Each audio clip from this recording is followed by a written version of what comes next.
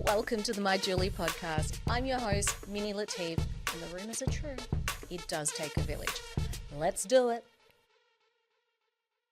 Okay, guys, today's episode is with the founder of EDA Property, Anissa. She came in and told us some really hard truths about women and financial freedom and wealth creation, and it's often stuff that you need to know but find it ever so hard to hear. We can be found in positions of vulnerability, particularly after a change in season in life, whether it is a divorce or a career shift. Women are often left with little access to wealth creation tools, and Anissa has come around from losing it all, 10 properties of her own, lost it all, and has built it all back up again and then some. I really wanted to have her on to explain to women how easily you could fall into that vulnerable world and hear it for yourself, but there's a lot of lessons in this one. It's a goodie. Anissa, thank you for coming to My Julie. I'm so grateful to have you. Thank you. The first question we ask everyone is, how many years have you lived? 50.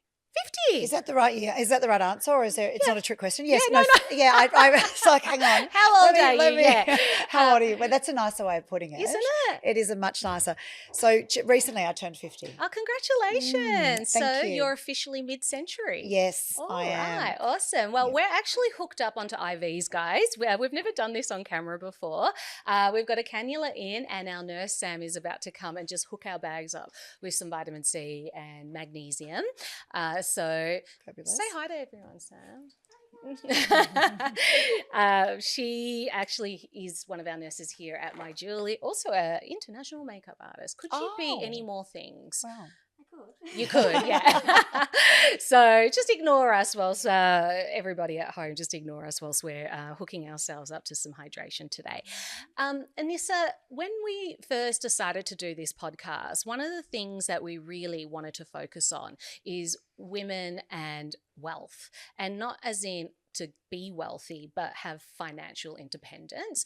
And in the My Julie Village, we've come across just countless women that have at some point in their life just realized, hey, my life has changed seasons for whatever the reasons are. And I think we can all guess what they are. Things like separating from marriages, long-term partnerships, or losing your job, or quite frankly, just had enough of the career that you thought you really were going to have for the rest of your life, and wanting to take that leap. Like, I have a lot of lawyer friends who are like, I just want to get out of law and do something creative, but I'm paralyzed by the money side of it, So for whatever the why is, I've realized that this conversation about financial freedom and women is just constant. And I wanted someone that really understood that. And I feel that might be you. Well, thank you. Well, it is one of my focuses.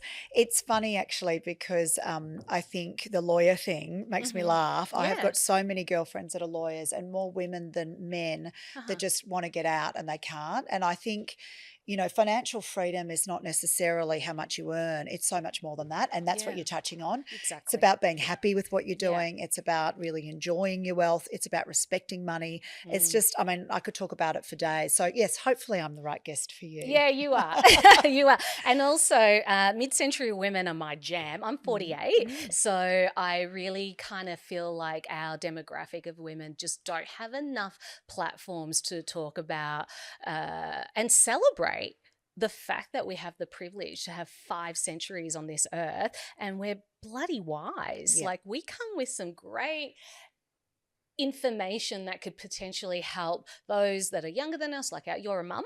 Yes. Right? Mum of 2? Your mum of 2. Well, actually of 6 in a way. So wow. I've got 2 stepdaughters. Lovely. I've got 2 biologicals, as I call them, and 2 new stepchildren. Oh, so bless. 6. So I went from not really wanting children and thinking, I'm not sure I want kids, to having 6. And what's the age groups? So my two original stepdaughters are in their 20s and Yep. they're gorgeous. They're kind of babysitters. Oh, And bless. then my new partner and I have got children similar age. So we've got a 10-year-old, two 12-year-olds and a 15-year-old. That's glorious. It is glorious. That's Brady one way to put it. bunch. Yes. Yeah. I mean, children are blessings, right, Anissa? Yeah, 100%. Although I often say to my friends, nobody told me it was going to be like this. Yeah. The two 12-year-olds that are turning 13, they're two girls at school together and they can be very challenging. I bet. But it's just another lesson. Like the things that I've learned from my children, even financially, have been lessons that there was no other way for me to learn. So it is a blessing, absolutely. Yeah. Yeah. I mean, this week particularly, I mean, we've just ended school holidays. Oh, what a shame. And as my daughter is like got this grumpy face and I'm dropping her off at school this morning, I'm like, I'm out of here. Peace. Yeah. Peace out. But a part of me is just so grateful that I get to have all this time with her, but also like as of right this moment, I just don't even remember she exists right now. I'm so invested in this moment. And I think that's actually been one of the tools that I've had to learn over the years in my wise 48-year-old self is do not have the narrative of this mum guilt. I keep hearing it. And it's really quite offensive to women to put shame on the fact that they have to work or they have to be responsible for their household, and then there's a guilt that they are not enough still with all the amounts that we do. Absolutely. And this is not something to be guilty of. No. And I think that being full-time workers doesn't mean you're a half-time mum. Like you really do have two full-time jobs, if only two full-time, maybe sometimes three full-time jobs. Sure. I was actually talking to a mum on the way here and we've got daughters that are in the same year at school. They're in year 7 and they are challenging at the moment, right? They're going through the normal things that year 7s go, but they're quite racy and hormones are going wild. They're going absolutely wild and experimenting and whatever. And she's actually taken a month off and feeling really, she said, I'm not doing well. Exactly what you're talking about. Right. It's my fault. She said, how can you work and also be a mum? And I said to her, actually for me, and it's not the same experience for everybody because I have to, in order to financially support my children, I'm in a position where I have to. I've never had a choice.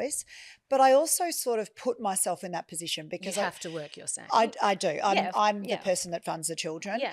But I also realized that I created that. Like from the very beginning, my mantra was always that I want to earn money. I want to earn money. And so where I am right now, I accept fully that I have to, but I created that, right? Yeah. So I know that.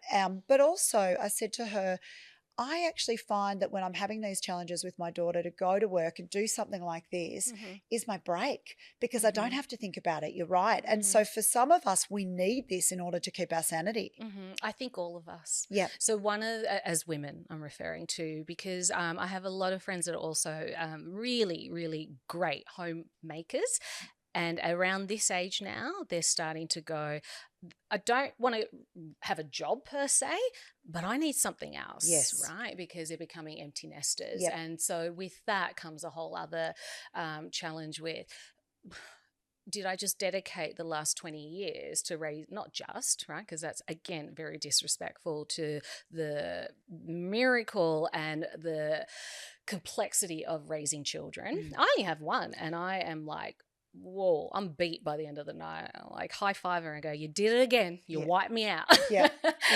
And grateful at the same time. Do you pat yourself on the back and say, I made it through another day. I've done it. I she's alive. High five her. I high five her while she's like beating me down. And I go, you're doing it again and I'm going to make it through.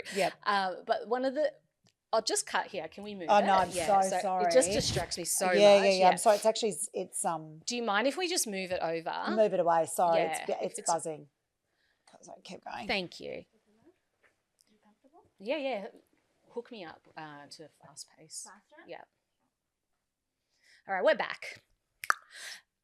We're just going to go in full speed now with the IV. She was being very gentle with us. Oh, was she? Yeah, no, I'm good. I can't feel a thing. I'm really good. Go full speed. Yeah, I didn't know there were different speeds. Yeah,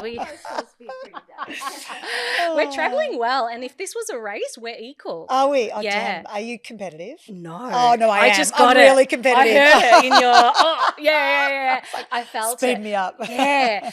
Okay. Yep. Forget the motherhood thing. They're at school now. Let's talk about us, Anissa. Yes. All right. you had a lot of bad stuff happen, which just basically made you broke.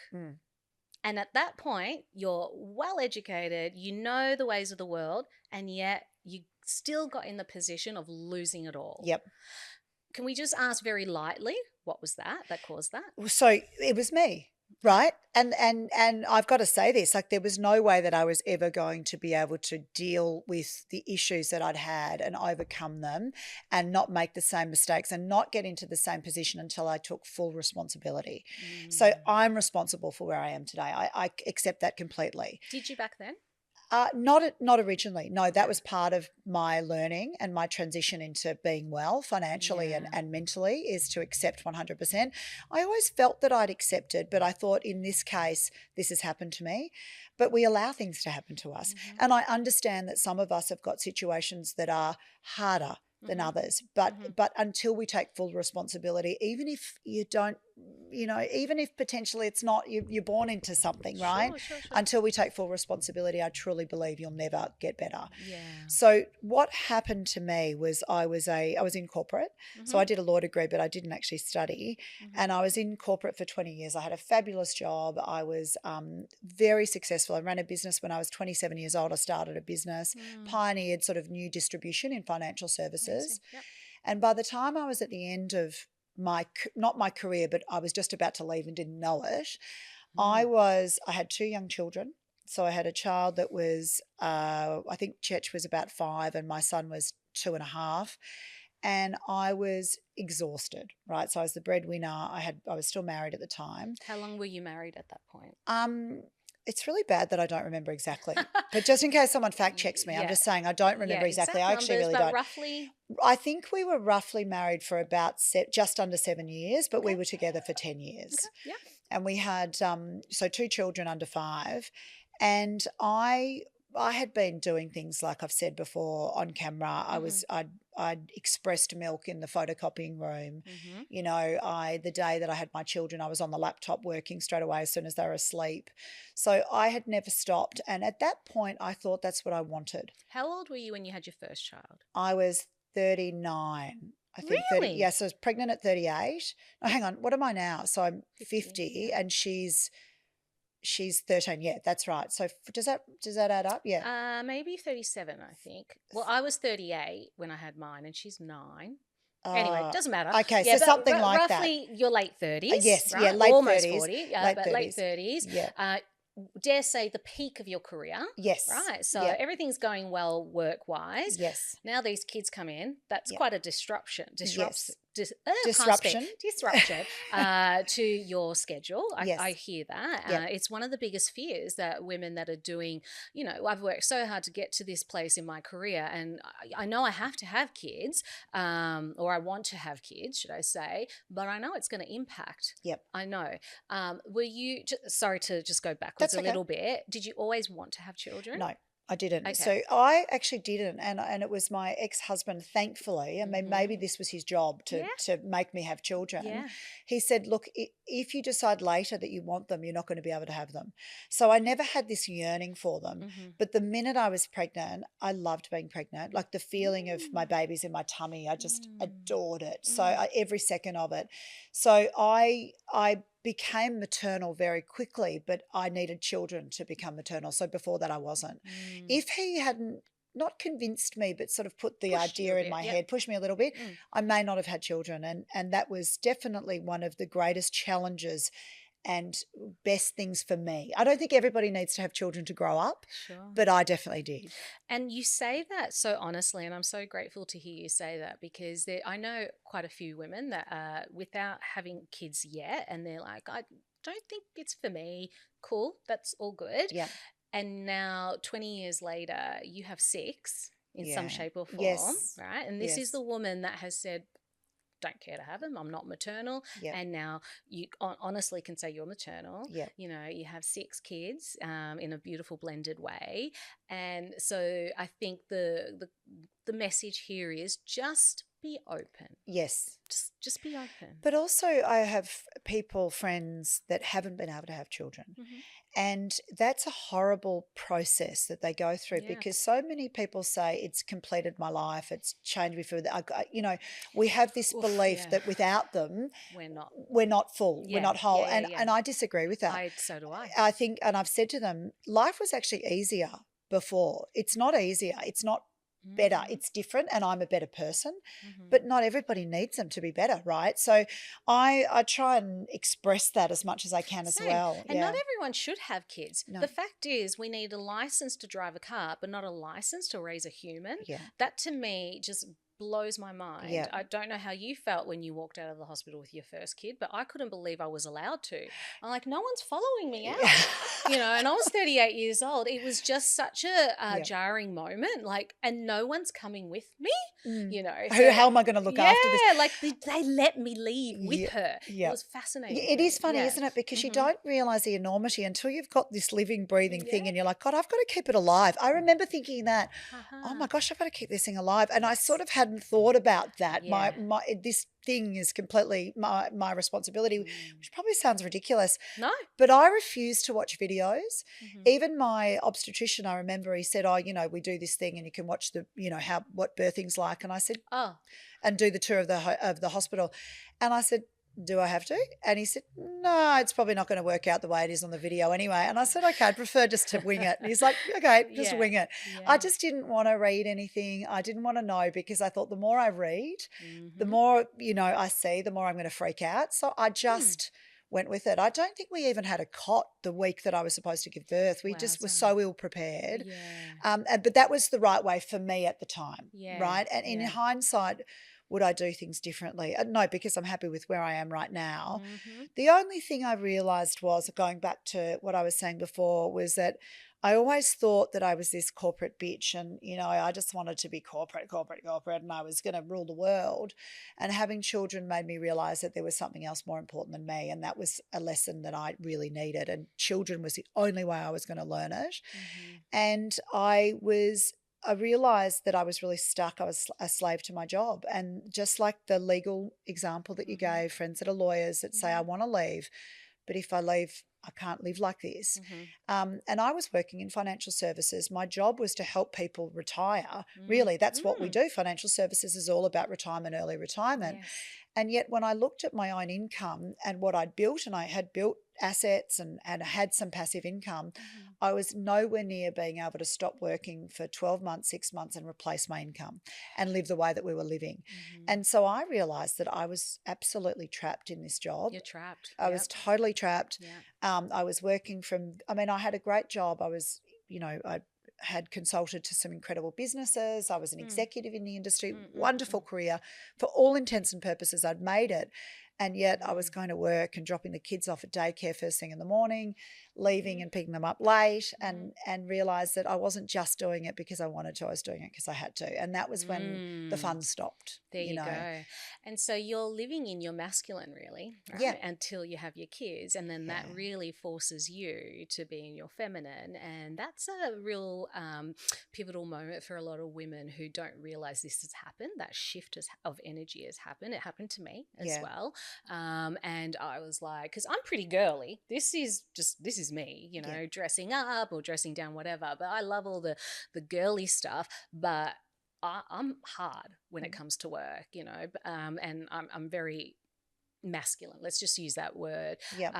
And so that doesn't work well in motherhood, So when my daughter is just pushing me to all levels and me to approach her and go, you can't do that, versus, all right, let's just take it down a notch. And that's not natural for me. I've had to work on that so hard, so hard. And we're talking in a more macro way for yourself, going from this really intensive corporate career that's satisfying financially, but now that you've got children in the mix, it's not balancing. So you're quite imbalanced. we only have a certain amount of time, and I really want to talk about that more, but But we're supposed to get to work. You do get divorced, right? And then you lose everything, and you've had to rebuild yourself. And I will discuss that with you. But there is a moment that I heard you speak about that you've moved back in with your parents to try and rebuild, and you spend that time, figuring it all out, for the want of a better word. But you're at a bar or at the pub, and your mum walks in. Can you tell us a little bit about that moment? Yes. So when I lost everything, and I lost everything, because of the decisions that I made, but I genuinely left that marriage with absolutely nothing except some superannuation, right, between the two of us. But what I did is, instead of accepting and saying you've lost everything, I still had so much ego, and I was still so desperate to have this, facade that I was wealthy, and it was important to me and how I felt about myself. But I actually thought it really mattered to everybody else. Your image. So important for you at that point. Important for me. And I thought my clients, my friends, associates, no one would respect me if they knew that I'd lost everything. So what I did is, I had this last $20,000 left, right? That was all that I had, which is a lot more. I realize that's more than some people that come to me. Yep. That's all I had left. And I used that money to buy a house, believe it or not. So I had this idea that I would buy a property near my parents, and I would give them part of the deposit, and I'd have a really long settlement. Anyway, I'd convince them to do this because the property had been on the market for so long. So I had a 12-month settlement, and I rented the property back from them. And then I could say to everybody, look, I've bought this house. Yeah. It was really more an image thing. Yeah. Yep. It was a beautiful house. It was on the coast. I bought this house, and I thought, I'll just wing it. And in the next 12 months, I know myself, I'll be able to make enough to settle it in 12 months. Well, of course, I didn't take into consideration what anybody said that knew what I was doing, that said, what, you're about to go through a divorce. It's really hard emotionally. There's so much that you're going to need to go through. Why don't you just build a wall around yourself and don't put any pressure on yourself? Wouldn't listen to reason. And so I did it. And of course, 12 months later, I hadn't performed very well with my business, because I was there. Even if you want to break up with someone, particularly go through a divorce, there's still a whole lot of grieving that has to happen. 100%. There's an emotional roller coaster, etc. So going through that, I started to drink, and I just got into some really bad habits, and my business virtually made nothing. It almost shut down. And by the end of it, I lost the 20,000. I was almost sued. I'd actually put a little bit more money in. The little bit of money that I'd made that year, I put a little bit more in. Couldn't get the loan. I don't know what planet I was living on that I thought I could get this loan. And I remember realizing that I'd lost the house, and my mum came looking for me because she knew, and she found me in a bar.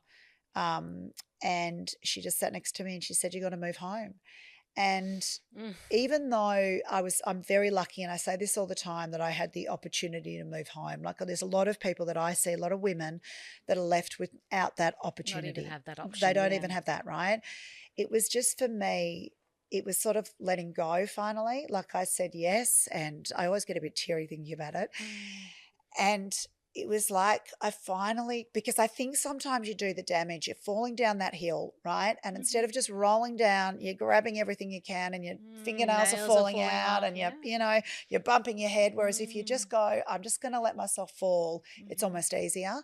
So finally that happened. And I think I had lost everything. I'd accepted it. I couldn't lie to anyone anymore. How old are you now in this moment? So that was now early 40s, I'm guessing. That was 10 years ago. So I think I would have been very early 40s. Yeah. So you're a 40-something-year-old woman. Yeah, 42. Yeah, okay. 42. Early 40s. Yeah. And your mum at that point, how old would she have been?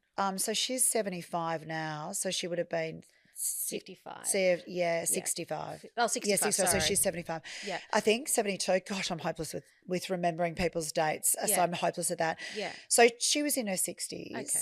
So do you feel like when you are in your 60s that you're going to find one of your kids one day down and out, pretty like intoxicated, let's say, because they've lost everything. Yeah. As a mum now, you're finding one of your kids, you're in your 60s, they're around 40-ish. Yeah. What is in your mind, do you think, as a 60-year-old something? Oh, gosh, if I think about my daughter now, right, and she's only, because I've had children a lot later than my mum and dad, so let's assume that could happen. Yeah. I think it's how much it hurts you. Like, Mm-hmm. even when I'm involved in a charity called A Friend in Me and Inclusion X, because my children had experienced some exclusion because of neurodiversity, Right. etc. Yeah. And I remember them going through that and how much it hurt me almost more than them. Mm-hmm. So I can only imagine that what my mum saw, she was Mm-hmm. feeling it. It hurt for me, but she felt it 1,000 times more than I did. So Yeah. my pain was amplified in her. So I think that's what would happen. You're trying to help and be helpful and not show how Mm-hmm. emotional you are and how much it's hurting you, because you need to be the stronger person. Yeah, yeah. So Yeah. I think that's how I'd feel. I'd probably feel her pain, but Yeah. 1,000 times worse. But you're walking in as a mum, right? Yeah. As a 60-something-year-old mum, you would walk in as a mum. Yes. And that's never going to change for us. No. And so Never. I think that's really become helpful for me to know that I'm still someone's little girl. Yes. You are. Yes. You're someone's little girl still. And we will always play the role of daughter, baby girl, and we'll play the role of mother. Yeah. And to let go and allow our village, which includes our parents if we're blessed to still have them or have a relationship with them, Yeah. and allow them to play their role too, because she did a gift for you that day. Yes. Which she turned that switch on for you to let go. Absolutely. Right. And she wanted to. And I think that's what you're getting at, that while I felt all this guilt Mm-hmm. and embarrassment Mm-hmm. and I guess I didn't feel like I was a burden on them until afterwards. That was the funny thing. I was so delusional at the time. I was just still sitting in ego, really, Yep. thinking, oh my gosh, this is so embarrassing. I can't believe it's come to this, not thinking my poor parents are taking us on at this age, Yeah, right? And yeah. it was actually comments on media posts. So I was interviewed before and there was something in news.com or something like that, one of those newspapers. And I remember there was like 260 comments. Oh. And I thought, oh, I wonder what wonderful things. What positive comments are coming through about me. Yeah. And my publicist says, never read the comments, never read the comments. And I read them and I was gobsmacked at how horrible people were, and even saying things like, your poor parents, how disgraceful are you, and all this sort of stuff. So, Yeah. so I'm at pains to say, I actually woke up and thought, well, I've never really thought about that. It was actually a really good lesson. Maybe I should, maybe it's good to read the comments sometimes. But, that they were very willing and grateful that they were able to help me, just like we would be, right? Of course, And that's what we want to do. Exactly. But we're also very lucky. And I think that not everybody has their parents, but we all should have a village, and there's always somebody, and always reach out. And Yeah. When you're down in the doldrums, you're feeling depressed, you're feeling crap, and you say, I don't want to ring anyone, I don't want to be a burden. I want that phone call because it makes me feel needed. It makes me feel gave me goosebumps. special, When you find out later that your mate or family has gone through something, and why didn't you call? Yep. I could have. Yep. And so what the common thread I've noticed over the last few years is women choose to stay in the suffering. Right. Yes. Even though the help, the support, because you and I would pick up that phone, right? For the people we love. Absolutely. We would make it, and we've got some crazy schedules that we manage every single bloody day. But we can prioritize what's really important, because those things don't happen every day. Those phone calls don't happen every day, but that's when we step up. Absolutely. I actually say to my girlfriends that if they're asking me out for lunch or, when they're in their happy moments, I'm really useless. Like, I really am a bad friend. But when they really need me, I'll drop everything, which is true. That's it. And I think as I said, we want that. We want to feel needed. Even I've said to one of the mums at school who works full time and struggles with her son, she never reaches out for help. And I said, you know what? If you reached out for help from me, then I wouldn't feel guilty asking you. It's also this kind of, you're allowing each person. Okay, so we understand that things happen in life, you can lose it all, and here we are. And a lot of women don't have the financial freedom knowledge, or just finance knowledge in general, for whatever roles they may be playing in their relationships, or for the roles that they've had in their own homes, still living with parents, whatnot. You have a company called EDA Property. Now, Why EDA, by the way? So EDA is the goddess of wealth and time. So it's got nothing to do with me. I didn't want it to be. It was all commercial reasons, right? So unfortunately, it's nothing beautiful. Yeah. I mean, the name is a beautiful name, but because I have a number of cousins called EDA, and it's spelt that way the same in name. Turkish. Yeah. Yes. And so when I saw EDA Property, I struggled to call it EDA. Yep. My whole life I've been calling those letters together EDA. And EDA. I'm like, and then I saw your surname. I'm like, no, she's not Turkish. No. Okay, but I didn't know that. The goddess of wealth. Do you know what? I feel terrible that I've been calling it Ida, because when people call my son Massimo, I'm like, oh, it's Massimo. So I've been doing it. Yeah. So it's Eda, not Ida. It is, right? Yes. And so I just wanted a short name. And I didn't want it to be my name. In the event that I sold it one day or something. Sure. I didn't want it to be too attached to me. Yeah. So that's why. And it's the goddess. I think she's an old, maybe Turkish goddess of wealth and time. Yeah. Oh, well, there you go, guys. We'll fact check it. But yeah, I do have a number of cousins called Edda. So there you go. Okay, so was the property company that you created for like skewed to women? Not originally. So originally I started, so I've been doing that for 10 years or for more than 10 years now. So I started that before I divorced David, right? So I'd started it when I had this realization that I didn't want to do I didn't want to be a slave to corporate. And I'd done some sort of soul searching, financial searching. I'd done some work on my own financials and realized that I was nowhere near replacing my income. And then what I did was I decided that I had 2 properties.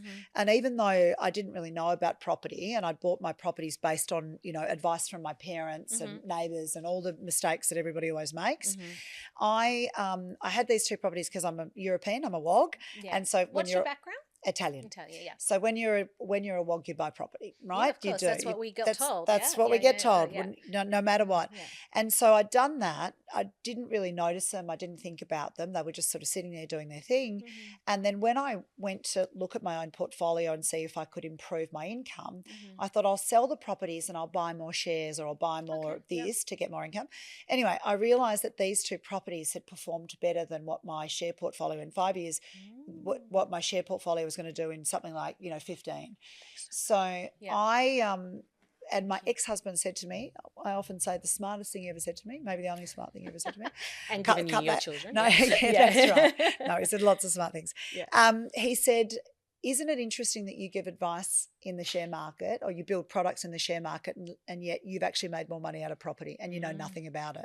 And so I had this light bulb moment and went, wow, what is it about property? And so I took 6 months off and I started investing. So that's when I started EDA. So EDA wasn't originally about women. It was about just people and helping people invest in property and copy what I'd done, because I decided to apply a financial services approach to property investing, which was because real estate and financial services are very different licensing, very different compliance regimes. So I felt that the people that I had gone to for advice in property didn't have the same expertise or the same research capabilities that I'd learnt in financial services. So that's how I started it. Anyway, after my divorce, it definitely wasn't immediate. It took me a little while before I actually told my story, because I was really embarrassed about it, and it wasn't until it was getting better that I realised, and that's a bit sad. I really encourage women that are right in the middle of it and in the thick of struggle to share, because it's cathartic and important. But it wasn't until I started to recover and repair everything that I was actually prepared to tell anybody that it even happened and where I'd been. And after I told that story publicly and that became part of my healing process, I was approached by other women and that became a bit of a passion project. And so you discover that by doing it in this forum, you're also helping people long term, and it's becoming this therapeutic process for you, because really, it's your job, but you're also giving people a future of security, right? Finance does give us security. Absolutely. And you are realizing that it's a form of service. Yes. Yeah. Yes. And we've been told, and there's many studies that prove this, that when you are in the depths of darkness and you're on your knees, actually one of the best things you can do is help someone else, getting out of your own head and focusing elsewhere, but in a really productive way, like helping someone else, whatever you've got left in the tank. And so this is, your job, but you're also, it's got such strong purpose behind what you do, right? Yes. Are you finding that women, is there a particular type of category of woman that comes to you? Is it always the post-divorce woman, or is it the I'm going to change career woman? Is it the I'm in my 20s, I want to set myself up woman? Like, you tell me. It's a massive blend. It's a great question. It's a massive blend. So I've got sort of 3 categories of client in a way. One is that person that says, I need help, I don't know what I'm doing.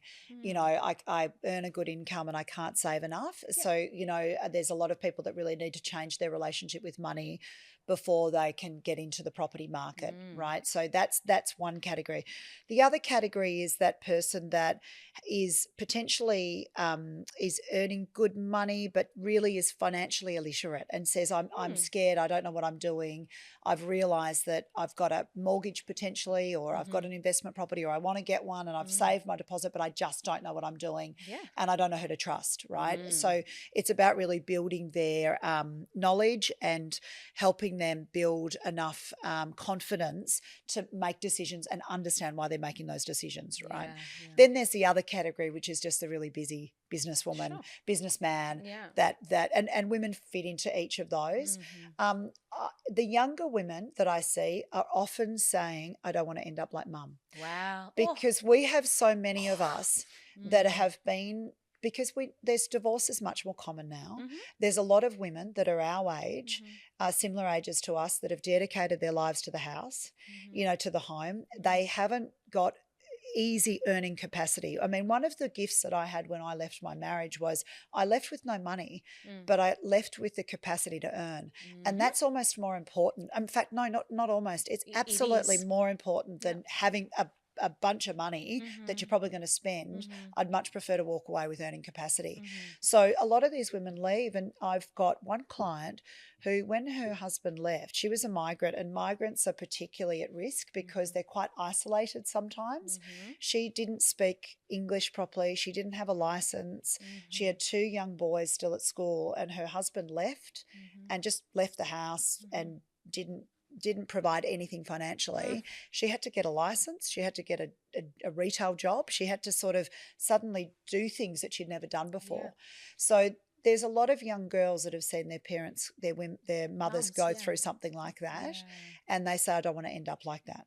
And I don't know what the statistic is in Australia, but I know in the US, 1 in 3 women over the age of 65 below the poverty line. Yeah. I would imagine it'd be similar here. Absolutely. Do you know? Is there a I don't know percentage? that particular statistic. I know that we're the fastest growing category of homelessness, middle-aged women. And if you rely on the pension, if you end up retiring and rely on the pension, it is just a smidgen above what is considered the poverty line. Yeah, of course. And there's a very large number of women that are relying on pensions. Yeah, I mean, I remember being a kid and just hearing the older uncles and aunts going, "Yeah, he got pension now. Okay, he got pension now." And I'm like, "Oh, his pension must be like, good stuff to get."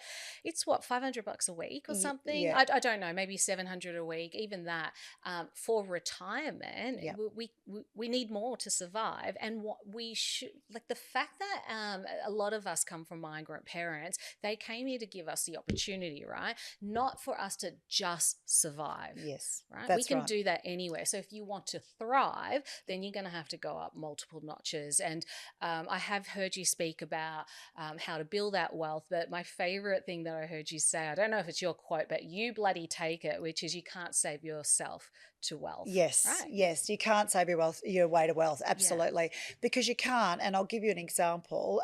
And I think one of the problems is the pension probably went further before. Okay. The Yeah. pension's Cost of not living's keeping up. different. Yeah. Absolutely, it's not keeping up with inflation, and we can't fund our retirees. We don't have the money. We're already broke, right? And even if we could, you don't want to rely on it. So I think the pension is the equivalent of something. Again, don't quote me, $25,000 or $30,000 a year. It's ridiculous. Yeah. So it really is poverty line stuff. And one of the examples I give, and this is quite a scary number, and I almost do this on purpose with clients in the first meeting, is I say, how much would you like it to earn passively in order to take a year off, to feel like you don't have to work if you don't want to, right? To know that you've got choices. And there's two different types of people. One will say 80 to 100,000. Right. That's a really common number. And then there's the other sort of, category of person that's that swings the pendulum the other way, that says, I want $500,000 a year, right? Yeah. So let's go with the really common 100 to, 150, something like that, right? So something really reasonable, which is not killing it, but it's a reasonable Well, you're not income. working, but you're still making $100,000. That's the concept. Yeah, about, right. So you're getting $100,000 passively coming in, even if you don't go to work. Yeah. Well, in order to do that calculation of, because how do you earn this $100,000, right? We know that you're earning that from, so there's two things that you can get from an investment. One is capital growth. You've heard that term. Yes. The other is income or yield. Okay. Now, you're not going to get that $100,000 from capital growth. You can't go on a holiday with your capital growth. You can't sell a property or your shares every time you want to buy, go to the shops. Yeah. So it's coming from income or yield. An average yield that we can forecast is 5%. So if we know you're going to get a yield of 5% and we know that you want $100,000 a year, then we can say, all right, well, it equals $100,000. I'm going to times by 5%. So what do I need to times by 5% to get $100,000? $2 million, right? Yeah. So $2 million is what you need to get this passive income. And most clients go, oh, really? And I'm like, yeah. So we've got a plan of 10 years. Can you save $200,000 a year? And they go, nah, I don't even earn that. So that's where that saying comes from. You cannot save enough. Like, we just can't after the cost of living. I can tell you, even if you were earning $400,000 a year, you're not saving $200,000 of it. Not in my lifetime. I've never seen a client that can do that. So it's absolutely impossible. I can spend $200,000 a year though. Yeah, me too. I could do that. I'd like to, easily. And many of us probably do. Look, the more you earn, the more you spend as well, right? And so that's one of the issues, that we need $2 million to get even. I mean, $100,000 a year is not a ridiculous sum. That's the average income in Australia now, right? So that's average Australian income now is $100,000 a year. And you need $2 million to earn that sort of passive income. Do you want to know how many people end up with $2 million in their super fund? Not many. A very small percentage, right? A minority, like in the 2%ers. Yeah. And so we've got a very small number of Australians that are going to retire anywhere near, a decent, with a decent income. And that's where I started to get really passionate about property, because I realized that that's one way to accelerate wealth and to get to these sort of $2 million, $3 million, $4 million figures without having to save a ridiculous amount that you don't even earn. So this is a plan. We've got to set into the plan. But what's the first part of advice you would say to most women? The specific woman I want you to speak to is the one that hasn't got the plan. She is the homemaker, or she's left her career to raise the kids and she's thinking of getting back in, or kind of changing seasons. Where does she start? Well, she starts with getting some good advice.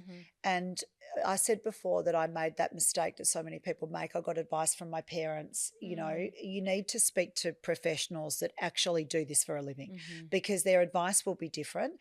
You've also got to choose someone to believe, because the other thing that happens is people are, if you look up property investment on Instagram and you click on one post, you're done, right? Everything that you get will be different property investors and property investment advisors. Sure, so you get a horde of information and they're often saying different things. So you can become stunned by different information as well. So you've got to do your homework, pick someone to trust and go with them. right? And so that's one thing. The other thing is that you can do it. I said anybody that's prepared to work can buy property. There's the key. You have to work. Yeah. I think that's the part that a lot of women haven't come to acceptance is, I don't want to work. It's like, you can work and be happy. Yeah. You can find work that's not draining. You can find purpose in your work. So not everyone is like driven in this entrepreneurial, like but we all need purpose. And that penny's going to drop at different ages for a lot of people, but it comes. I promise you it's going to come. You do need purpose. Yep. So if we can find, do what you love and the money will come, sure. But the reality is you might just have to get that easy job. My mum did that though. She so she was an empty nester, so we'd all left, and she dedicated her life. Italian mother, incredible mum. The house was always perfect. Bless her, bless her. It was really more than a full-time job for her, and she took it really seriously. But we'd all left, and I remember her saying, "I'm a bit bored. I need to get a job." And she and Dad have built beautiful homes. She's been approached by architects to actually work with them because she's got this incredible style. She's an artist. A very natural, stylish woman. And she said, "No, I don't want to do that. I think I want to work in retail." So I can remember tricking up her CV, and she, we practiced together, and we interviews. We were very creative with her CV. And I said, "You're actually going to be offered a senior management position at this rate." Anyway, all she wanted to do was work at Myer and work in, not to have too much pressure, but have some purpose. She did it for about 5 years, and she didn't need to do it for the money, right? They'd done well. You're right. She just got to a point where she said, "Anissa, I want to go and do something," and it was really, really important for her to do that. Not for money, but just for purpose. You're absolutely right. Yeah, we have a few clients that come here that are in their 80s, and they work for companies like Country Road, Trinity, things like that, a couple of days a week, and they pop in after work, and they look amazing, and they complain about all the things that we all complain about working in retail and stuff, but they're part of the community. Yep. They're not isolated. That's right. It's really important. You're talking to people, you're meeting people, and that's where opportunities come too. I always say to people, just get a job, because you won't get a job if you're not working. It's so hard to find work if you're not already working. So just get something. And look, unfortunately, you're not going to start necessarily doing something you love. It's just, Probably not. It's just not reality. And I think if you're on this trajectory of still wanting to build wealth, so if you are lucky enough to be exactly where you've always wanted to be, and you don't need money, you don't need to build wealth to reach that goal, then go and do something you love. But otherwise, unfortunately, that's another thing. You're probably going to need to sacrifice some things. I've had clients of mine, and this is, unfortunately, I'm not being sexist, but I've seen this more with women than with men, where they'll get, they'll have their first job that earning $100,000 or $80,000 a year. They've never earned that sort of money before. They want to buy a property. They want to start to build wealth because they've got no assets. And they will prioritize buying a $100,000 car, which means they can't get a loan for a property anymore, right? And they say, "You know what, but I deserve it." Well, no one deserves a fancy car. You might have the money to buy one, right? But it's not a God-given right to have a fancy car. So if you want to build wealth, then you're going to have to prioritize building wealth. And that might mean that you're not spending as much on clothes, or you're not buying the fancy car. They will be sacrifices. And the first few years are the hardest. Yeah, always.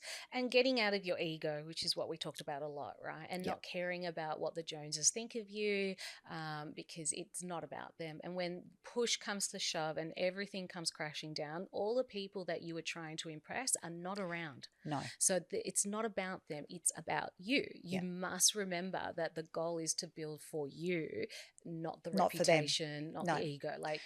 But the funny thing that happened to me when I lost everything is that my friendships got better. Because nobody really cared. Only I cared. That's the thing. Nobody gives a shit. No. And in fact, I think that people are more interested in you being truly authentic and yourself and being able to relate to you. And if you're living, in this bubble where you think everybody cares about what you've got, then your friendships are probably not as real as you think they are. That's right. So sometimes having less and being really honest with yourself and with everybody else will create richer, better friendships anyway. Oh, Well, that is the heart of what My Julie is all about. Yeah. Well, that's a perfect note to end on. I feel like these are the conversations that have real purpose, right? Like we get intimate in conversations, and I know just by reading about you and listening to you on a couple of podcasts, I've gone, oh, now I truly understand the word yield. I knew what it meant, but now I like get it. And so I have a much clearer like I'm just really motivated now, honestly. Like you've put a bit more fire up me. Not that I needed more to do in my day, but hey, add another couple of things. But it's important, and the future of having freedom